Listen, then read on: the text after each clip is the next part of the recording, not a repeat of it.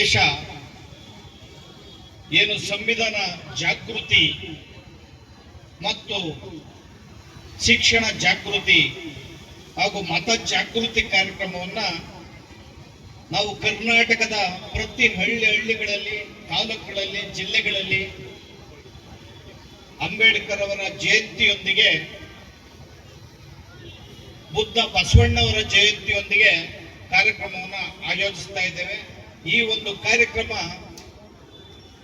April 2026ರಿಂದ 2027ರವರೆಗೂ ಇಡೀ ರಾಜ್ಯಾದ್ಯಂತ ಜಾಗೃತಿ ಕಾರ್ಯಕ್ರಮ ನಿರಂತರವಾಗಿ ಕರ್ನಾಟಕ ದಲಿತ ಸಂಘರ್ಷ ಸಮಿತಿ ಮತ್ತು Republican party of India B, ಅದರ ಜೊತೆಗೆ ಅನೇಕ ಸಹೋದರ ಸಂಘಟನೆಗಳು ಒಟ್ಟಿಗೆ ಸೇರಿ ಮತ್ತೆ ಇದರೊಟ್ಟಿಗೆ ಕಳಕಳಿ ಉಳ್ಳಂತಹ ರಾಜಕೀಯ ಮುಖಂಡರುಗಳು, ಎಲ್ಲ ಸಮಾಜದ ಕಳಕಳಿ ಉಳ್ಳವರನ್ನು ಒಳಗೊಂಡು ಈ ಕಾರ್ಯಕ್ರಮ ಅತ್ಯಂತ ಯಶಸ್ವಿಯಾಗಿ ನಡೀತಾ ಇದೆ. ಇಲ್ಲಿ ಉಳಿಮಾವು ಜಾಗದಲ್ಲಿ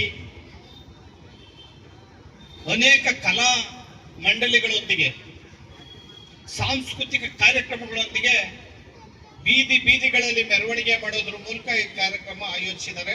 ಮತ್ತು ಇದು ಬಾಬಾ ಸಾಹೇಬ್ ಅಂಬೇಡ್ಕರ್ ಅವರಿಗೆ ಕೊಡುವಂತಹ ಗೌರವ, ಮತ್ತೆ ಬಾಬಾ ಸಾಹೇಬ್ ಅಂಬೇಡ್ಕರ್ ಅವರಿಗೆ ಗೌರವ ಸಂದಾಯ ಮಾಡಬೇಕಾದ್ರೆ ಅವರ ತತ್ವ ಸಿದ್ಧಾಂತಗಳನ್ನು ಕೂಡ ನಾವು ಅಳವಡಿಸ್ಕೋಬೇಕಾಗಿದೆ. ಬಾಬಾ ಸಾಹೇಬ್ ಅಂಬೇಡ್ಕರ್ ಅವರು ಶಿಕ್ಷಣಕ್ಕೆ ಬಹಳ ಆದ್ಯತೆಯನ್ನ ಕೊಟ್ಟಿದ್ದು.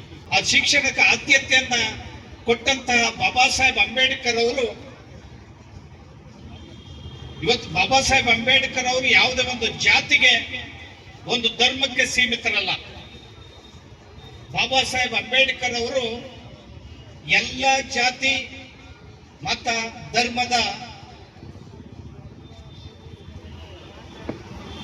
ಇಡೀ ಭಾರತದ ಸಮಸ್ತ ಜನತೆಗೂ ಕೂಡ ಒಳಿತನ್ನ ಬಯಸಿದಂತಹ ಭಾರತದ ಭಾಗ್ಯವಿದಾತ ಬಾಬಾ ಸಾಹೇಬ್ ಅಂಬೇಡ್ಕರ್ ಅವರು.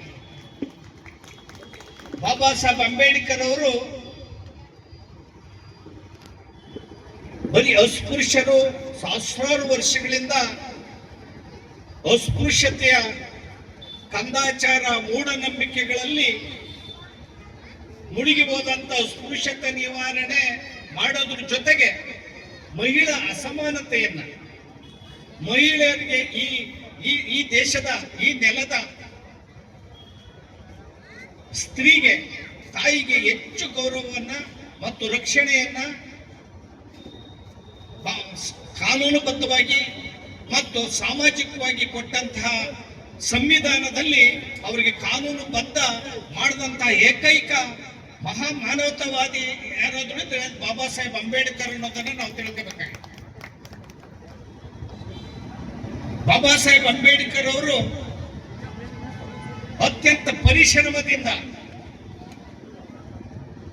ಶಿಕ್ಷಣವನ್ನ ಕಲಿತು ಇಡೀ ಕೊನೆವರೆಗೂ ಕೂಡ 1920ರಿಂದ 1956ರವರೆಗೆ ಅಧ್ಯಯನ, ಚಿಂತನೆ, ಸಂಶೋಧನೆಯಲ್ಲೇ ತೊಡಗಿಸ್ಕೊತಾರೆ. ಆದ್ದರಿಂದ ಬಾಬಾ ಸಾಹೇಬ್ ಅಂಬೇಡ್ಕರ್ ಅವರ ಜಯಂತಿಯನ್ನ 365 ದಿನಗಳ ಕಾಲ ಇಡೀ ವರ್ಷ ಹಳ್ಳಿಗಳಲ್ಲಿ ಪ್ರತಿ ಸಂಘ ಸಂಸ್ಥೆಗಳು ಕೂಡ ಒಬ್ಬ ಮಹಾ ವ್ಯಕ್ತಿಯ ಜಯಂತಿ ಜರುತ್ತದೆ ಅಂತ ಅಂದ್ರೆ ಇಡೀ ವರ್ಷಗಳ ಕಾಲ ಅದು ಬಾಬಾ ಸಾಹೇಬ್ ಅಂಬೇಡ್ಕರ್ ಅವರ ಜಯಂತಿ ಅನ್ನೋದನ್ನ ನಾವು ತಿಳ್ಕೋಬೇಕಾಗಿದೆ. ಬಾಬಾ ಸಾಹೇಬ್ ಅಂಬೇಡ್ಕರ್ ಅವರ ವ್ಯಕ್ತಿ ಮತ್ತು ಜೀವನವನ್ನ ಲಕ್ಷಾಂತರ ಜನ ಸಾಹಿತ್ಯಗಳು, ಕವಿಗಳು, ಬರಹಗಾರರು ಇಡೀ ಜಗತ್ತಿನಾದ್ಯಂತ ಸಹಸ್ರಾರು ಪುಸ್ತಕಗಳನ್ನು ಬರೆದಿದ್ದಾರೆ. 100ಕ್ಕೂ ಹೆಚ್ಚು ವಿಶ್ವವಿದ್ಯಾನಿಲಯದಲ್ಲಿ ಬಾಬಾ ಸಾಹೇಬ್ ಅಂಬೇಡ್ಕರ್ ಜೀವನ ಮತ್ತು ಸಾಧನೆ ಸಂಶೋಧನೆ ನಡೀತಾ ಇದೆ. ಆದ್ದರಿಂದ ಬಾಬಾ ಸಾಹೇಬ್ ಅಂಬೇಡ್ಕರ್ ಅವರು ಒಂದು ಜಾತಿಗೆ ಸೀಮಿತರಲ್ಲ. ಚೈನಾದಲ್ಲಿ ಶಿಕ್ಷಣಕ್ಕೆ ಹೆಚ್ಚು ಆದ್ಯತೆಯನ್ನು ಕೊಡೋದ್ರ ಮೂಲಕ ಶಿಕ್ಷಣ ಉದ್ಯಮ ವ್ಯಾಪಾರೀಕರಣ ಮಾಡೋದನ್ನ ತಪ್ಪಿಸಿದೆ. ಆದರೆ ಭಾರತದಲ್ಲಿ ಶಿಕ್ಷಣ ವ್ಯಾಪಾರೀಕರಣ ಆಗಿದೆ. ಶಿಕ್ಷಣದಲ್ಲಿ ತಾರತಮ್ಯ ಇದೆ. ಒಂದು ಕಡೆ ಆಂಗ್ಲ ಶಿಕ್ಷಣ, ಮತ್ತೊಂದು ಕಡೆ ಕನ್ನಡ ಶಿಕ್ಷಣ. ಆಂಗ್ಲ ಮಾಧ್ಯಮದ ಶಿಕ್ಷಣಗಳಿದಾವಲ್ಲ, ICSE, CBSE ಈ ತರ ಆಂಗ್ಲ ಮಾಧ್ಯಮಕ್ಕೆ ಮಕ್ಕಳನ್ನ ಸೇರಿಸಬೇಕಾದ್ರೆ ಲಕ್ಷಾಂತರ ರೂಪಾಯಿ ಡೊನೇಷನ್ ಅನ್ನು ಕೊಡಬೇಕಾಗಿದೆ. ಬಡವರ ಮಕ್ಕಳು ಶಿಕ್ಷಣವನ್ನು ಪಡಿಬೇಕಾದ್ರೆ ಬಹಳ ಕಷ್ಟಪಟ್ಟು ಮಕ್ಕಳಿಗೆ ಶಿಕ್ಷಣವನ್ನು ಕೊಡಬೇಕಾಗಿದೆ. ಇಂಥ ಒಂದು ತಾರತಮ್ಯದ ಶಿಕ್ಷಣ ಭಾರತದಲ್ಲಿ ಕೊನೆಗೊಳ್ಳಬೇಕಾಗಿದೆ. ಪ್ರತಿ ಮಕ್ಕಳು ಕೂಡ ಉಚಿತ ಶಿಕ್ಷಣ ಕೊಡಬೇಕು ಅಂತ ಸಂವಿಧಾನದಲ್ಲಿದೆ. ಆದ್ರೆ ಬಡವರ ಮಕ್ಕಳಿಗೆ ಶಿಕ್ಷಣ ಸಿಗ್ತಾ ಇಲ್ಲ. ಪ್ರತಿಯೊಬ್ಬರು ಕೂಡ ಶಿಕ್ಷಿತರಾದ್ರೆ ಈ ದೇಶ ಮೇಲಕ್ಕೆ ಅಭಿವೃದ್ಧಿ ಆಗ್ತದೆ, ದೇಶ ಪ್ರಬುದ್ಧ ದೇಶ ಆಗ್ತದೆ. ಅದಕ್ಕೆ ಬಾಬಾ ಸಾಹೇಬ್ ಅಂಬೇಡ್ಕರ್ ಅವರು ಬಡವರು, ಕೂಲಿ ಕಾರ್ಮಿಕರು, ರೈತರು, ಮಹಿಳೆಯರು, ಯುವಕರು ಈ ದೇಶದ ಆಡಳಿತಕ್ಕೆ ಬರಬೇಕು, ಈ ದೇಶದ ಆಡಳಿತ ಚುಕ್ಕಾಣಿಯನ್ನು ಹಿಡಿಬೇಕು, ಈ ದೇಶದ ಅಭಿವೃದ್ಧಿ ಆಗ್ಬೇಕು ಅಂತ ಕನಸನ್ನ ಕಂಡಿದ್ರು. ಆದ್ರೆ ಚುನಾವಣೆ ಬಂದಾಗ ಮತವನ್ನ ಹಣ ಕೊಟ್ಟು ಮತವನ್ನ ಪಡೆದು ಎಂಡ ಮದ್ಯವನ್ನ ಕೊಟ್ಟು ಮತವನ್ನ ದರೋಡೆ ಮಾಡಿ ಹಣವಂತರು, ಭ್ರಷ್ಟರು, ತುಂಬಾ ಅನಕ್ಷರಸ್ಥರು ಇವತ್ತು ಆಡಳಿತದಲ್ಲಿ MP ಗಳು MLA ಆಗಿ ಇವತ್ತು ಕೇಂದ್ರ ಮತ್ತು ರಾಜ್ಯದಲ್ಲಿ ಪ್ರಬುದ್ಧರು, ವಿಚಾರವಂತರು, ಜ್ಞಾನಿಗಳು ಮತ್ತೆ ಶಿಕ್ಷಿತರು ಈ ದೇಶದ ಚುಕ್ಕಾಣಿಯನ್ನು ಹಿಡಿಯುವಂತಹ ಒಂದು ಸಾಧನ ಆಗಿಲ್ಲ. ಆದ್ದರಿಂದ ಈ ದೇಶದಲ್ಲಿ ಬಡತನ, ಅನಕ್ಷರತೆ, ದೌರ್ಜನ್ಯ, ದಬ್ಬಾಳಿಕೆ, ಅಶಿಕ್ಷಣ ತಾಂಡವಾಡ್ತಾ ಇದೆ. ದೇಶದಲ್ಲಿ ಬಡತನ ನಿರ್ಮೂಲನೆ ಆಗಬೇಕಾಗಿದೆ, ಅಸಮಾನತೆ ನಿರ್ಮೂಲನೆ ಆಗಬೇಕಾಗಿದೆ, ಅನಕ್ಷರತೆ ಹೋಗಬೇಕಾಗಿದೆ. ಇದು ಬಾಬಾ ಸಾಹೇಬರ ಅಂಬೇಡ್ಕರ್ ಅವರ ಕನಸು. ಅವ್ರ ಜಯಂತಿ ಎಂದು ಪ್ರತಿಯೊಬ್ಬರು ಕೂಡ ಕಳಕಳಿ ಉಳ್ಳಂತವರು ಸಂವಿಧಾನದ ಆಶಯವನ್ನ ಈಡೇರಿಸಕ್ಕೋಸ್ಕರ ಶಬ್ದ ಮಾಡಬೇಕಾಗಿದೆ, ಶಿಕ್ಷಿತರಾಗಬೇಕಾಗಿದೆ. ಈ ದೇಶವನ್ನ ಪ್ರಬುದ್ಧತೆಯತ್ತ, ವಿಚಾರವಂತಿಕೆಯತ್ತ, ಜ್ಞಾನದತ್ತ ಕೊಂಡೊಯ್ಯಬೇಕಾಗಿದೆ.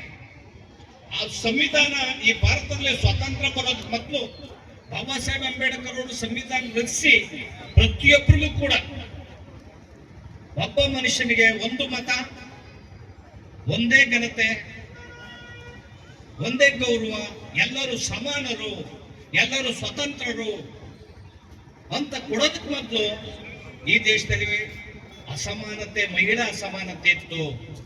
ಮಹಿಳೆ ಗಂಡ ಸತ್ತ ಕೂಡಲೇ ಚಿತೆಗೆ ಹೋಗ್ಬೇಕಾಗಿತ್ತು, ಸತಿಯೊಡನೆ ಸಹಗಮನ ಪದ್ಧತಿ ಇತ್ತು.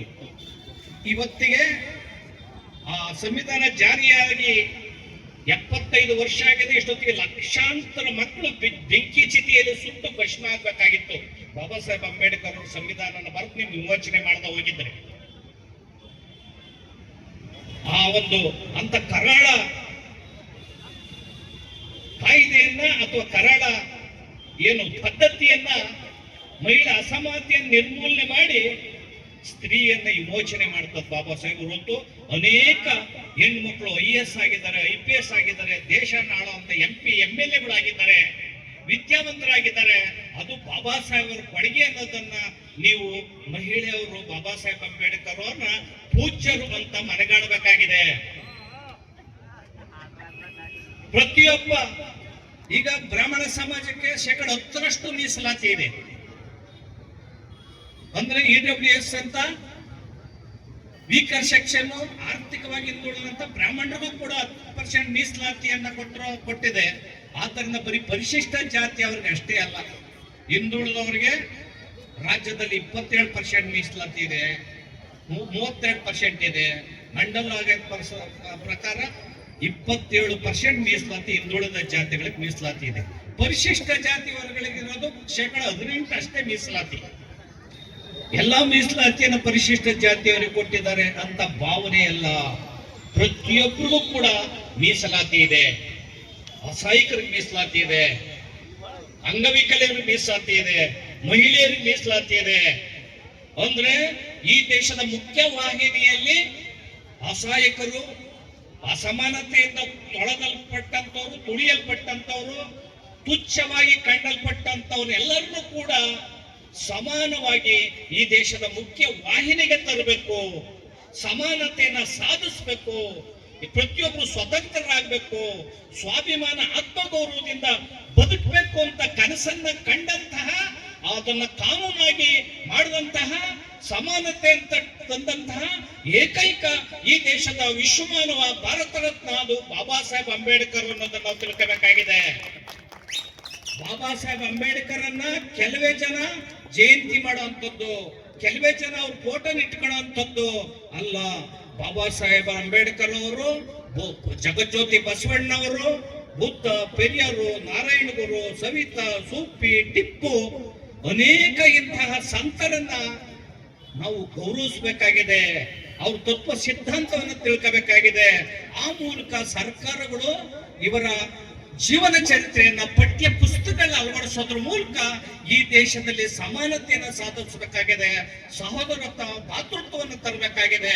ನಾವೆಲ್ಲನೂ ಕೂಡ ಈ ದೇಶದ ಮಕ್ಕಳು ಅಂತ ಪ್ರೀತಿ ವಿಶ್ವಾಸದಿಂದ ನಾವು ಬದುಕುವಂತಹ ಒಳ್ಳೆ ಜೀವನ ಬದುಕನ್ನ ಕಂಡ್ಕೋಬೇಕಾಗಿದೆ. ಆ ಕಂಡ್ಕೋಬೇಕಾದ್ರೆ ಬುದ್ಧ ಬಸವರ ನೆರೆ ಹೋಗಬೇಕಾಗಿದೆ, ತತ್ವ ಸಿದ್ಧಾಂತವನ್ನು ತಿಳ್ಕೊಬೇಕಾಗಿದೆ. ಅನೇಕ ಯುವಕರು, ವಿದ್ಯಾವಂತರು ಅರ್ಥ ಮಾಡ್ಕೋಬೇಕಾಗಿದೆ. ರಷ್ಯಾ, ಅಮೆರಿಕ, ಅನೇಕ ದೇಶಗಳಲ್ಲಿ ಯುದ್ಧ ನಡೀತಾ ಇದೆ. ಆದ್ರೆ ಭಾರತದಲ್ಲಿ ಅಂತ ಸಂದರ್ಭ ಇಲ್ಲ. ಅದ ಯಾಕೆಂದ್ರೆ ಬಾಬಾ ಸಾಹೇಬ್ ಅಂಬೇಡ್ಕರ್ ಅವರು ಕೊಟ್ಟಂತ ಸಂವಿಧಾನ ಬರೀ ಖಡ್ಗದಿಂದಲ್ಲ, ಪೆನ್ನಿನಿಂದ, ರಕ್ತಪಾತವಿಲ್ಲದೆ ಪೆನ್ನಿನಿಂದ ಕೊಟ್ಟಂತ ಸಂವಿಧಾನ ಇದೆಯಲ್ಲ, ರಕ್ತರಹಿತವಾದಂತ ಕ್ರಾಂತಿ, ರಕ್ತರಹಿತವಾದಂತ ಬದಲಾವಣೆ ತಂದಂತ ಬಾಬಾ ಸಾಹೇಬ್ ಅಂಬೇಡ್ಕರ್ ಅವರು ಈ ದೇಶದಲ್ಲಿ ಬುದ್ಧ, ಅಂಬೇಡ್ಕರ್ ತತ್ವಗಳನ್ನ ನಾವು ಅಳವಡಿಸ್ಕೋಬೇಕಾಗಿದೆ. ಬಾಬಾ ಸಾಹೇಬ್ ಅಂಬೇಡ್ಕರ್ ಅವರು ಹೇಳ್ತಾರೆ, ನನ್ನ ಗುರು ಕಬೀರ, ಬುದ್ಧ, ಫುಲೆ ಅವರ ತತ್ವ ಸಿದ್ಧಾಂತಗಳನ್ನ ಅಳವಡಿಸಿಕೊಳ್ಳೋದ್ರ ಮೂಲಕ ಈ ದೇಶದಲ್ಲಿ ವೈಜ್ಞಾನಿಕವಾಗಿ, ವೈಚಾರಿಕವಾಗಿ ಬದುಕನ್ನು ಕಂಡ್ಕೋಬೇಕಾಗಿದೆ. ಪ್ರತಿಯೊಬ್ಬರು ಕೂಡ ಸಹೋದರತೆಯಿಂದ ಬದುಕಬೇಕಾಗಿದೆ, ಸಮಾನತೆಯಿಂದ ಬದುಕಬೇಕಾಗಿದೆ ಅಂತ ಅತ್ಯಂತ ಏನು ಜೀವ ಪರವಾಗಿ, ಮನುಷ್ಯನ ಪರವಾಗಿ, ಮಾನವೀಯತೆ ಪರವಾಗಿ ಆಲೋಚನೆಯನ್ನ ಮಾಡಿ ಸಹಸ್ರಾರು ವರ್ಷಗಳಿಂದ ಕಾದಾಟ, ರಕ್ತಪಾತ, ಅಸಮಾನತೆ, ತಾರತಮ್ಯ ಇದ್ದಂತ ಈ ದೇಶಕ್ಕೆ ಸಮಾನತೆಯನ್ನು ತಟ್ಟುಕೊಟ್ಟಂತ ಬಾಬಾ ಸಾಹೇಬ್ ಅಂಬೇಡ್ಕರ್ ಅವರನ್ನ ನಾವು ಅವ್ರ ವಿಚಾರವನ್ನ, ತತ್ವವನ್ನು ಅಳವಡಿಸ್ಕೊಂಡ್ರೆ ಈ ದೇಶ ಪ್ರಬುದ್ಧ ರಾಷ್ಟ್ರ ಆಗ್ತದೆ.